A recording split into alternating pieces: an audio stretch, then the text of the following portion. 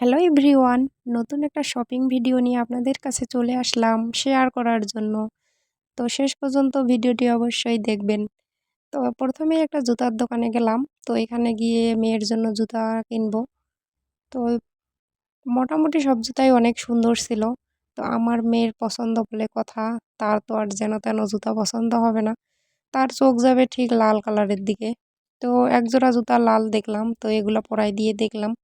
তো জুতাটার একটু সমস্যা, একটু বড় হচ্ছিল, ছোট সাইজ ছিল না। তারপরে আরেকগুলা জুতা দেখলাম।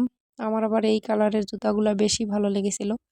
তো ২ জোড়াই সুন্দর ছিল। তারপর ওইখান থেকে ১ জোড়া নিলাম আরকি। পঞ্চগড়ে কেনাকাটা করে একটু ভালোই লাগে।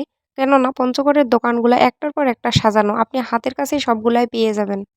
তো আমরা জুতা কেনা শেষ করে কাপড়ের দোকানের দিকে চলে আসলাম। তো এখানে আমি বোরখা দেখতেছিলাম। তো বেশ কয়েকটা বোরখা দেখার পরে এখান থেকে একটা বোরখা পছন্দ হলো আরকি। তো আরো অনেকগুলা আরকি জিনিসপত্র কিনেছিলাম, কিন্তু ওগুলার ভিডিও করতে পারিনি। আমার তো আরো মানুষের সামনে ভিডিও করতে ভালো লাগে না।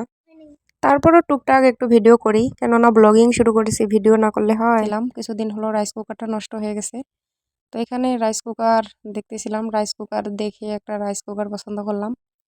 তারপরে আমার চোখ গেল একগুলা বাতির উপর। তো বাতির উপর চোখ গেল কারণ ওই বাতিগুলা লাল নীল জ্বলে। এই বাতিগুলা আমার হচ্ছে বরাবরের মতোই পছন্দ। তো এখান থেকে আবার একটা বাতি নিয়ে নিলাম। তো বাতিগুলা দেখতে আবার অনেক সুন্দর। তো সেখান থেকে চলে গেলাম আমরা হচ্ছে ওর আব্বুর অফিসে।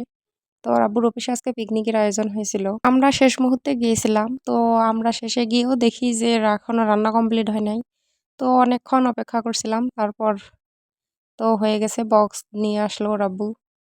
তো আমাদের বক্স ২ টা নিয়ে আমরা সোজা বাড়ি চলে আসলাম। আর বাড়ি চলে আসেই ওই বাতিগুলো কিনছিলাম। ওই বাতিগুলো আরকি সেট করলাম। তো বাতিগুলা দেখতে তো ভালোই লাগতেছিল। জানালায় হচ্ছে পর্দার সঙ্গে দিয়েছি আমি। তো দেখতে কিন্তু ভালোই লাগতেছে মাশাআল্লাহ। ভালো থাকবেন আর ভিডিওতে লাইক এবং কমেন্ট অবশ্যই করবেন।